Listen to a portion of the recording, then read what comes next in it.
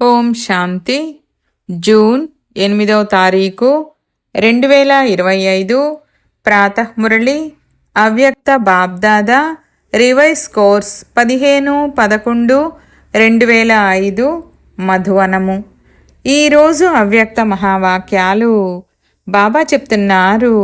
సత్యమైన హృదయంతో తండ్రికి మరియు పరివారానికి స్నేహిలుగా అయ్యి శ్రమ నుండి ముక్తులుగా అయ్యే ప్రతిజ్ఞను చేయండి మరియు లాభాన్ని పొందండి. ఈరోజు బాబ్దాదా తమ నలువైపులా ఉన్నటువంటి శ్రేష్ఠ స్వరాజ్యాధికారి స్వమానధారి పిల్లలను చూస్తున్నారు. తండ్రి పిల్లలకు తమ కంటే కూడా ఉన్నతమైన స్వమానాన్ని ఇచ్చారు. పిల్లలు ప్రతి ఒక్కరిని చరణాలపై పడటము నుండి విడిపించి శిరో కిరీటంగా చేశారు. స్వయాన్ని ఎల్లప్పుడూ ప్రియమైన పిల్లలకు సేవాధారిగానే పిలిపించుకున్నారు. ఇంత పెద్ద అథారిటీ గల స్వమానాన్ని పిల్లలకు ఇచ్చారు. మరి ప్రతి ఒక్కరూ స్వయాన్ని ఇంతటి స్వమానధారులుగా భావిస్తున్నారా? స్వమానధారుల విశేష లక్షణం ఏముంటుంది? ఎవరు ఎంత స్వమానధారులుగా ఉంటారో అంతగానే వారు సర్వులకు గౌరవాన్ని ఇచ్చేవారిగా ఉంటారు. ఎంతటి స్వమానధారులో అంతే నిర్మాణ చిత్తులుగా సర్వులకు స్నేహిలుగా ఉంటారు. స్వమానధారులకు గుర్తు తండ్రికి ప్రియమైన వారిగా ఉండటముతో పాటు సర్వులకు ప్రియమైన వారిగా ఉంటారు. హద్దులోని ప్రియమైన వారిగా ఉండటము కాదు, అనంతమైన ప్రియమైన వారిగా ఉండటము. ఏ విధంగా తండ్రి సర్వులకు ప్రియమైన వారో అది ఒక నెలబిడ్డ కావచ్చు, ఆదిరత్నాలు కావచ్చు, ప్రతి ఒక్కరూ నేను బాబాకు చెందినవాడిని, బాబా నావారు అని భావిస్తారు. అందరికీ ప్రియమైన వారు అన్నదానికి, శ్రేష్ఠ స్వమానములో ఉన్నారు అన్నదానికి ఇది గుర్తు. ఎందుకంటే ఇటువంటి పిల్లలు తండ్రిని ఫాలో చేసేవారిగా ఉంటారు. చూడండి, తండ్రి ప్రతి వర్గములోని పిల్లలకు, చిన్న పిల్లల నుండి మొదలుకొని వృద్ధుల సమానమైన పిల్లల వరకు అందరికీ స్వమానాన్ని ఇచ్చారు. యువతకు వినాశకారులు అన్నదానికి బదులుగా విశ్వకళ్యాణకారులు అన్న స్వమానాన్ని ఇచ్చారు. వారిని మహాన్లుగా చేశారు. ప్రవృత్తిలో ఉండే వారిని మహాత్ములు మరియు పెద్ద పెద్ద జగద్గురువుల కంటే కూడా ఉన్నతమైన వారిగా చేశారు. ప్రవృత్తిలో ఉంటున్నా కూడా పరవృత్తిలో ఉండే మహాత్ములు కూడా తల వంచే విధంగా వీరిని తయారు చేశారు. కన్యలకు శివశక్తి స్వరూపులన్న స్వమానాన్ని గుర్తు తెప్పించారు. వారిని అలా తయారు చేశారు. వృద్ధులైన పిల్లలకు బ్రహ్మ బాబాకు తోటివారు, అనుభవజ్ఞులు అన్న స్వమానాన్ని ఇచ్చారు. అలా స్వమానధారి పిల్లలు కూడా ప్రతి ఆత్మను ఈ విధంగా స్వమానముతో చూస్తారు. కేవలం అలా చూడటమే కాదు, కానీ సంబంధ సంపర్కంలోకి కూడా ఆ విధంగానే వస్తారు. ఎందుకంటే స్వమానము దేహ అభిమానాన్ని తొలగించేటటువంటిది. ఎక్కడైతే స్వమానము ఉంటుందో అక్కడ దేహము యొక్క అభిమానము ఉండదు. దేహ అభిమానాన్ని తొలగించేందుకు చాలా సహజ సాధనమేమిటంటే సదా స్వమానములో ఉండటము, సదా ప్రతి ఒక్కరిని స్వమానముతో చూడటము. పాదచారులు కావచ్చు, 16,000 మాలలోని చివరి నెంబరు వారైనా కావచ్చు, కానీ చివరి నంబరులోని వారిలో కూడా డ్రామానుసారంగా తండ్రి ద్వారా ఏదో ఒక విశేషత ఉంటుంది. స్వమానధారులు ఆ విశేషతను చూసి స్వమానాన్ని ఇస్తారు. వారి దృష్టిలో, వృత్తిలో, కృతిలో ప్రతి ఒక్కరి విశేషత ఇమిడి ఉంటుంది. ఎవరెవరైతే తండ్రికి చెందిన వారిగా అయ్యారో వారు విశేష ఆత్మ. వారు నెంబరువారుగా ఉండి ఉండవచ్చు, కానీ ప్రపంచంలోని కోట్లాది మందిలో వారు కొందరే. ఈ విధంగా అందరూ స్వయాన్ని విశేష ఆత్మగా భావిస్తున్నారా? స్వమానములో స్థితులై ఉండాలి. దేహ అభిమానములో కాదు, స్వమానములో ఉండాలి. తండ్రికి పిల్లలు ప్రతి ఒక్కరి పట్ల ఎందుకని ప్రేమ ఉంది? ఎందుకంటే నన్ను గుర్తించి నా వారిగా అయ్యారు కదా అని తండ్రికి తెలుసు. ఈరోజు ఈ మేళాలో కూడా మొదటిసారిగా వచ్చిన వారు కావచ్చు, అయినా బాబా అని అన్నారు. కావున వారు తండ్రి ప్రేమకు పాత్రులు. బాబ్దాదాకు నలువైపులా ఉన్న పిల్లలందరూ అందరికంటే ప్రియమైనవారు. ఇలానే తండ్రిని ఫాలో చేయండి. ఎవ్వరూ ప్రియమైన వారిగా లేకుండా లేరు. అందరూ ప్రియమైన వారే. చూడండి, ఏ పిల్లలైతే నా బాబా అని అంటారో అక్కడ నా అన్న భావనను తీసుకువచ్చింది ఏమిటి? స్నేహము. ఎవరెవరైతే ఇక్కడ కూర్చున్నారో వారు స్నేహమే బాబాకు చెందినవారిగా చేసిందని భావిస్తారు. బాబా స్నేహము అయస్కాంతము వంటిది. స్నేహమనే అయస్కాంతము ద్వారా బాబాకు చెందినవారిగా అయ్యారు. అది హృదయపూర్వకమైన స్నేహము, నామమాత్రమైన స్నేహము కాదు. హృదయపూర్వకమైన స్నేహము ఈ బ్రాహ్మణ జీవితానికి పునాది.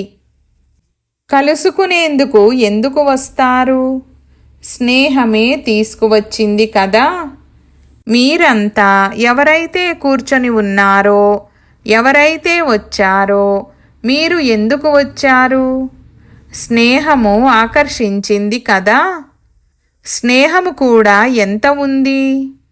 100% ఉందా లేక తక్కువగా ఉందా?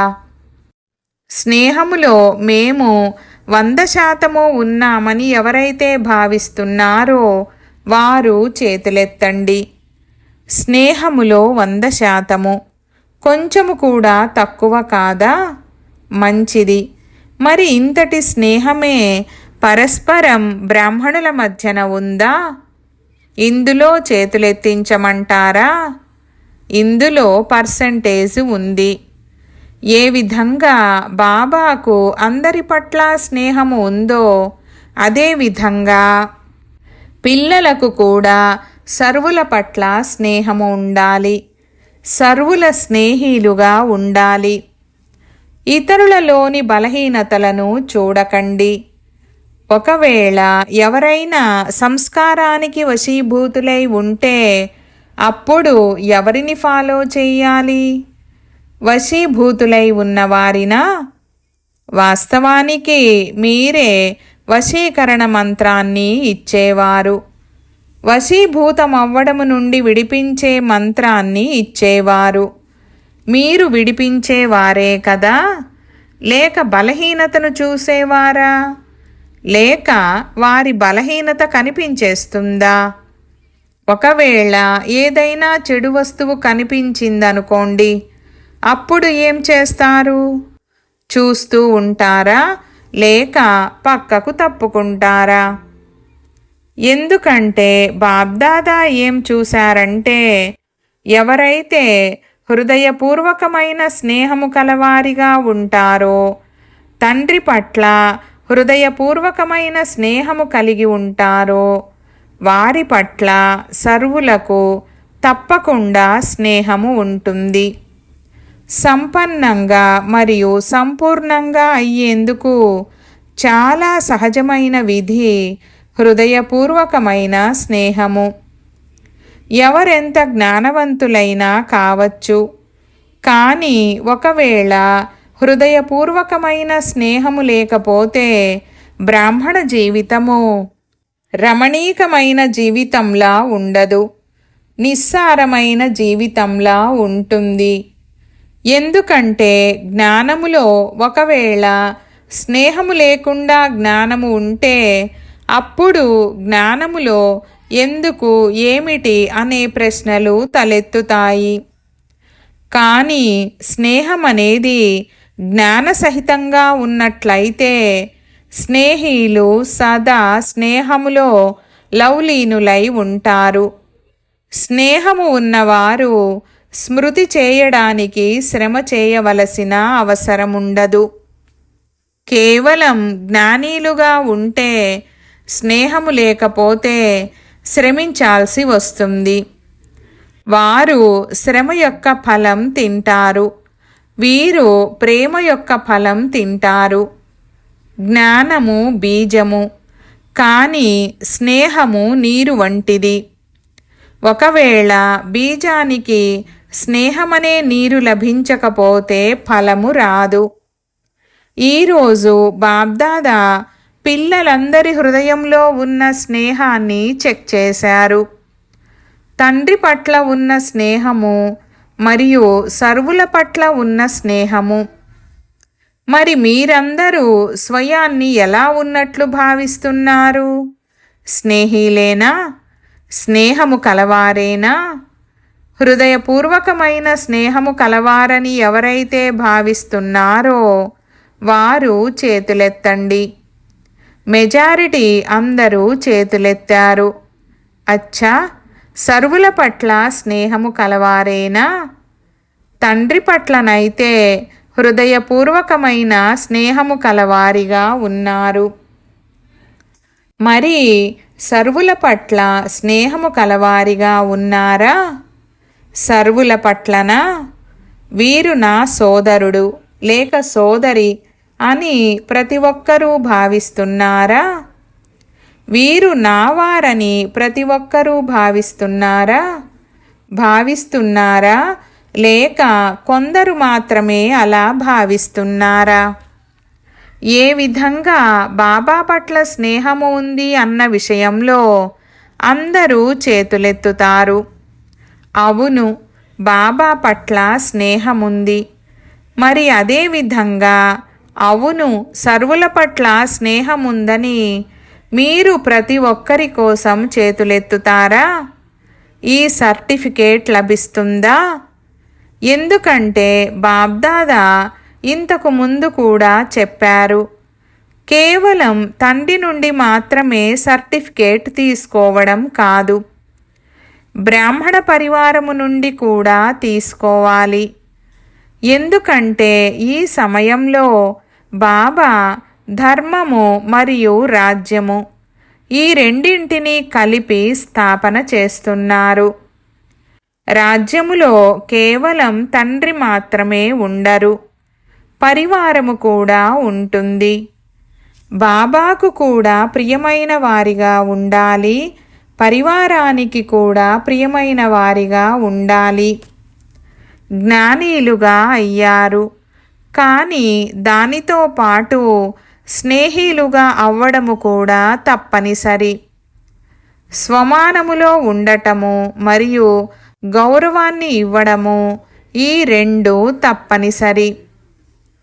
బ్రాహ్మణ జన్మ తీసుకోవడంతోనే బాబా పిల్లలు ప్రతి ఒక్కరికి గౌరవాన్ని ఇచ్చారు. అందుకే కదా ఉన్నతంగా అయ్యారు. ఈ ఒక్క జన్మలో గౌరవాన్ని ఇవ్వాలి మరియు మొత్తము కల్పమంతా దాని ప్రాలబ్ధముగా గౌరవము లభిస్తుంది. అర్ధకల్పము రాజ్యాధికారిగా ఉన్న గౌరవము లభిస్తుంది. అర్ధకల్పము భక్తిలో భక్తుల ద్వారా గౌరవము లభిస్తుంది. కానీ దీనికి ఆధారము మొత్తము కల్పానికి ఆధారమేమిటంటే ఈ ఒక్క జన్మలో గౌరవాన్ని ఇవ్వడము, గౌరవాన్ని తీసుకోవడము. ఇప్పుడిప్పుడే బాబ్దాదా చూస్తున్నారు, నలువైపులా విదేశాలలో కొందరు రాత్రిలో, కొందరు పగలులో మిలనము జరుపుకుంటున్నారు. మంచిగా పురుషార్థపు గతిని పెంచుకునేందుకు మీకు దాదీ కూడా మంచిగా లభించారు. అవును కదా. ఏమాత్రం ఏదైనా లోపము చూశారంటే వెంటనే క్లాస్ మీద క్లాస్ చేయిస్తారు. పిల్లలు ఎవరికైనా సరే, అది దేశము వారు కావచ్చు, విదేశాల వారు కావచ్చు, ఏ సబ్జెక్టులోనైనా కష్టం అనిపిస్తుందంటే దానికి ముఖ్యమైన కారణము హృదయపూర్వకమైన స్నేహములో లోపము. స్నేహము అనగా లవలీనము. స్మృతి చేయవలసిన అవసరము ఉండదు, కానీ స్మృతిని మర్చిపోవడము కష్టమవుతుంది. ఒకవేళ శ్రమ చేయవలసి వస్తుందంటే ఎక్కడైనా లీకేజ్ ఉందా అని మీ హృదయపూర్వకమైన స్నేహాన్ని చెక్ చేసుకోండి.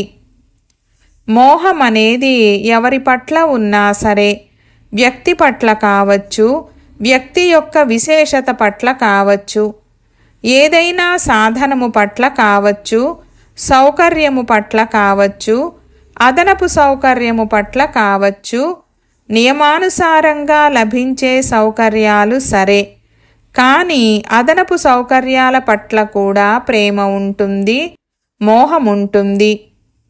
అప్పుడు ఆ సౌకర్యమే గుర్తుకొస్తూ ఉంటుంది. దానికి గుర్తేమిటంటే ఎక్కడ లీకేజ్ ఉన్నా సరే, సదా జీవితంలో ఏదో ఒక కారణము వలన సంతుష్టత యొక్క అనుభూతి ఉండదు.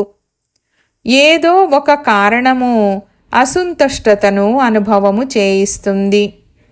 మరియు ఎక్కడైతే సంతుష్టత ఉంటుందో దానికి గుర్తు ఏమిటంటే సదా ప్రసన్నత ఉంటుంది. వారు సదా ఆత్మిక గులాబీ వలె చిరునవ్వుతో ఉంటారు, వికసించి ఉంటారు. మూడ్ ఆఫ్ అవ్వరు, సదా డబల్ లైట్గా ఉంటారు. మరి అర్థమైందా? ఇప్పుడిక శ్రమ నుండి ముక్తులుగా అవ్వండి. బాబ్దాదాకు పిల్లల శ్రమ మంచిగా అనిపించదు. అర్ధకల్పము శ్రమ చేశారు. ఇప్పుడిక ఆనందంగా ఉండండి, ప్రేమలో లవలీనులై ఉండండి. జ్ఞానసాగరుని లోతుల్లో అనుభవాలనే ముత్యాలను అనుభవము చేయండి. కేవలం మునకలు వేసి సాగరము నుండి బయటకు వచ్చేయకండి. లవలీనులై ఉండండి. కలిసే ఉంటాము, కలిసే వెళ్తామని అందరూ ప్రతిజ్ఞనైతే చేశారు కదా. ప్రతిజ్ఞ చేశారా? కలిసే వస్తారా లేక వెనక వెనక వస్తారా? ఎవరైతే కలిసి వెళ్లేందుకు సిద్ధముగా ఉన్నారో వారు చేతులెత్తండి. సిద్ధంగా ఉన్నారా? ఆలోచించి చేతులెత్తండి. సిద్ధంగా ఉన్నారు అంటే అర్థము బాబా సమానంగా ఉండటము. ఎవరు కలిసే వెళ్తారు? సమానంగా ఉన్నవారే కలిసి వెళ్తారు కదా. మరి వెళ్తారా? ఎవరు రెడీనా? మొదటి లైన్లో ఉన్నవారు ఎవరు రెడీనా? రేపే వెళ్ళాలి అని ఆర్డర్ చేస్తే వస్తారా? అచ్చా, ప్రవృత్తిలోని వారు వస్తారా? పిల్లలు గుర్తుకురారా? మాతలు వస్తారా? మాతలు సిద్ధంగా ఉన్నారా? ఏది గుర్తుకురాదా? టీచర్లకు సెంటర్ గుర్తుకు వస్తుందా? జిజ్ఞాసువులు గుర్తుకు వస్తారా? గుర్తుకురారా? అచ్చా, అందరూ నిర్మోహులుగా అయిపోయారా? అలా అయితే చాలా మంచిది. అప్పుడిక శ్రమ చేయవలసిన అవసరం ఉండదు కదా.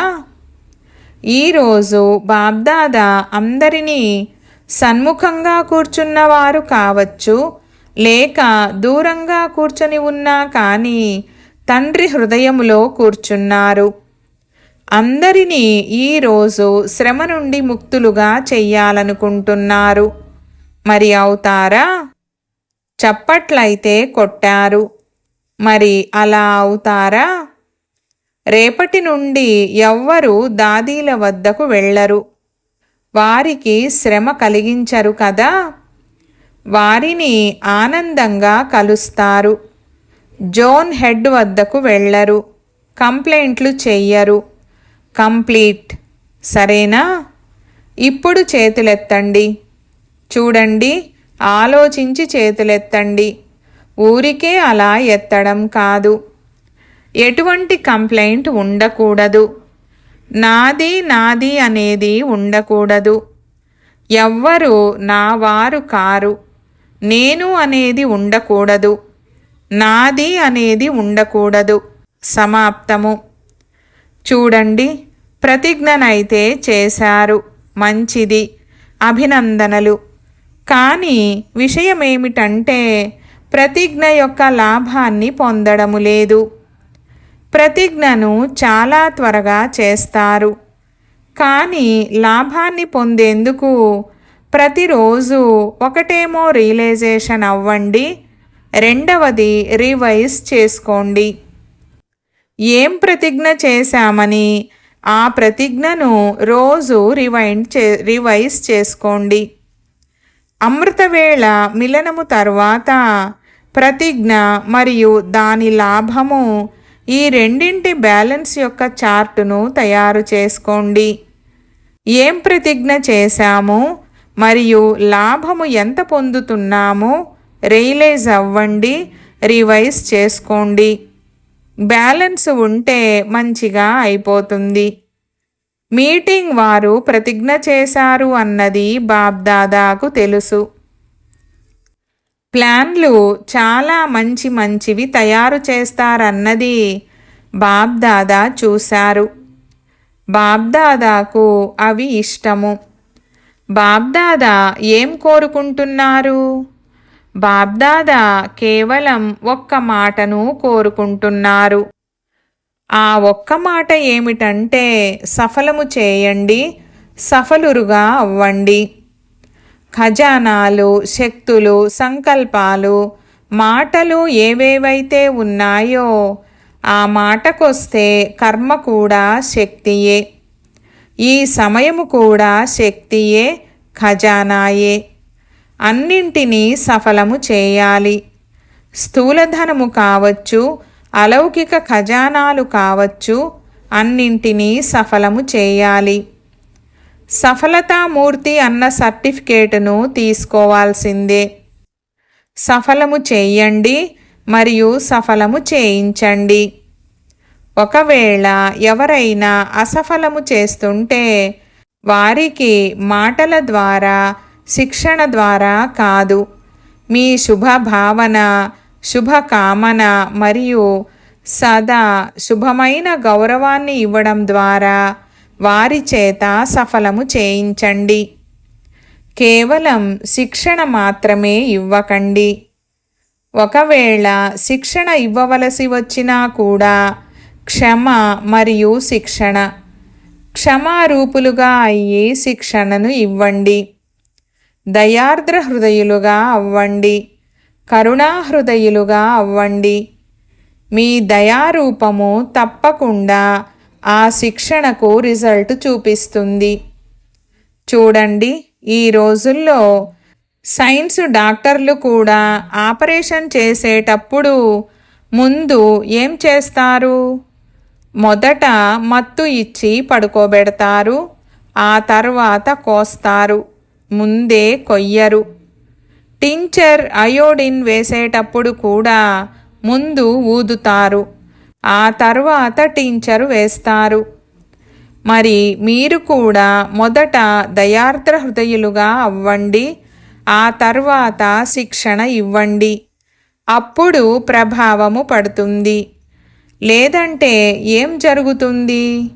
మీరు శిక్షణ ఇవ్వడం మొదలు పెడతారు, కానీ వారు ముందే మీకంటే పెద్ద శిక్షకులు. కనుక శిక్షకుడు శిక్షకుని శిక్షణను స్వీకరించరు.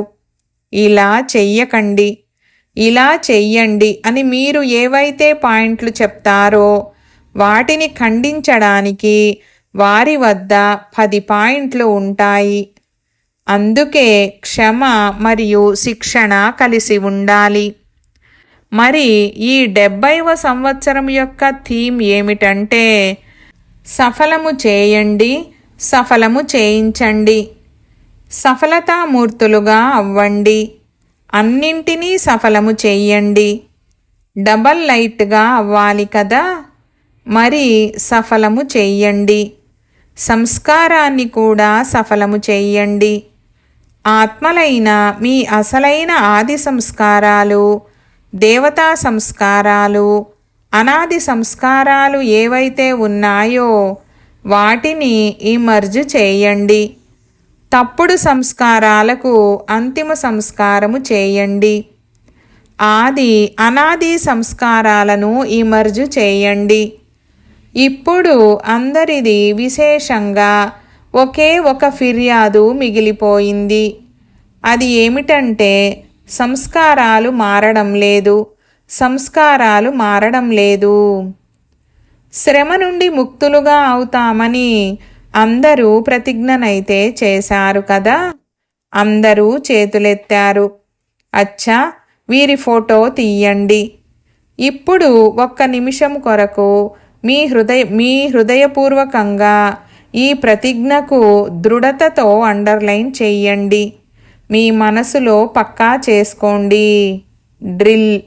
అచ్చా, నలువైపులా ఉన్న స్వమానధారి పిల్లలందరికీ సదా తండ్రి పట్ల హృదయపూర్వకమైన స్నేహము కలవారికి, సర్వుల పట్ల స్నేహము కల శ్రేష్ఠ ఆత్మలకు, సదా శ్రమ నుండి ముక్తులుగా ఉంటూ జీవన్ముక్తిని అనుభవము చేసే తీవ్ర పురుషార్థి పిల్లలకు, సదా ప్రతిజ్ఞ చేసేవారికి మరియు ప్రతిజ్ఞ యొక్క లాభాన్ని పొందేవారికి, బ్యాలెన్స్ పెట్టుకునే ఆనంద స్వరూపులైన పిల్లలకు, సదా ఆనందములో ఉండేవారికి, ఇతరులను కూడా ఆనందములో ఉండేలా చేసేవారికి, ఇటువంటి సంగమయుగి శ్రేష్ఠ భాగ్యము యొక్క అధికారి పిల్లలకు బాబ్దాదాల ప్రియ స్మృతులు మరియు హృదయాభిరాముని హృదయపూర్వకమైన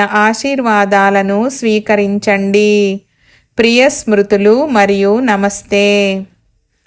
ఈ విధంగా తయారు చేసేటటువంటి బాబ్దాదాకు పిల్లల యొక్క ప్రియ స్మృతులు మరియు నమస్తే నమస్తే బాబా నమస్తే దాదీలతో. బాగున్నారు కదా. అందరూ మిమ్మల్ని చూసి సంతోషిస్తారు.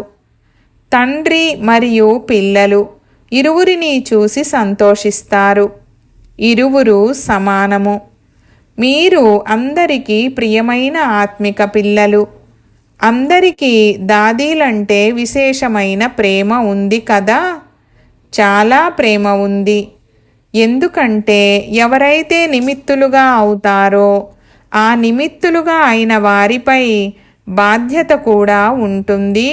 అలాగే స్నేహము కూడా అంతగానే ఉంటుంది. ఎందుకంటే అందరి ప్రేమ మరియు ఆశీర్వాదాల వలన వారికి జీవితంలో లిఫ్ట్ లభిస్తుంది. మీలో కూడా ఎవరైతే నిమిత్తముగా అవుతారో వారికి కూడా లిఫ్ట్ లభిస్తుంది. కానీ ఆ లిఫ్ట్ అనే గిఫ్టును స్థిరంగా ఉంచుకున్నట్లయితే చాలా లాభము పొందగలరు. ఈ అదనపు వరదానము లభిస్తుంది.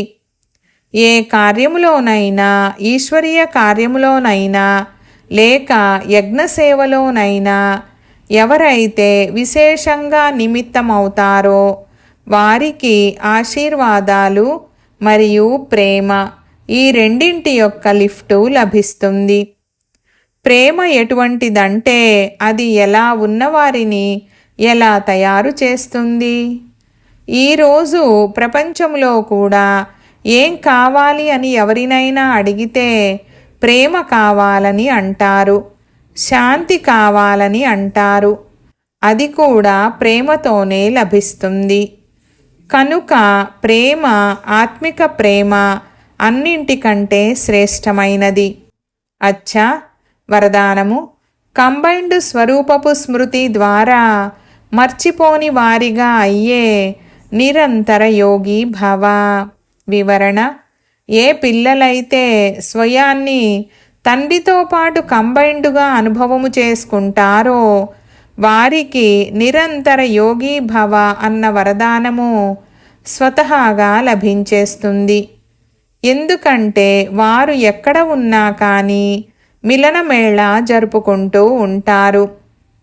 వారిని ఎవరు ఎంతగా మరపింపచేసే ప్రయత్నం చేసినా కానీ వారు మర్చిపోని వారిగా ఉంటారు. ఇటువంటి మర్చిపోకుండా ఉండే పిల్లలు తండ్రికి అతి ప్రియమైనవారు. వారే నిరంతర యోగీలు. ఎందుకంటే ప్రేమకు గుర్తు స్వతహా స్మృతి. వారి సంకల్పము రూపీ గోరును కూడా మాయ కదిలించలేదు. స్లోగన్: కారణము వినిపించేందుకు బదులుగా దానిని నివారణ చేసినట్లయితే ఆశీర్వాదాలకు అధికారులుగా అయిపోతారు. ఈరోజు అవ్యక్త ఇషారా పాయింట్: అంతర్ముఖులుగా అయ్యి జ్ఞాన మననము యొక్క అభ్యాసము ద్వారా అలౌకిక ఆనందములో సదా ఆనందంగా ఉన్నట్లయితే ఈ ప్రపంచము యొక్క చిక్కులు తమ వైపుకు ఆకర్షితము చెయ్యవు. ఏ విధంగా మిలిటరీ వారు అండర్ గ్రౌండ్లోకి వెళ్ళిపోతారు, కావున బయటి బాంబులు మొదలైన వాటి ప్రభావము వారిపై ఉండదో, అలా మీరు అంతర్ముఖులుగా ఉంటూ అండర్ గ్రౌండ్ ఆత్మిక స్థితిలో ఉండే అభ్యాసము చేయండి.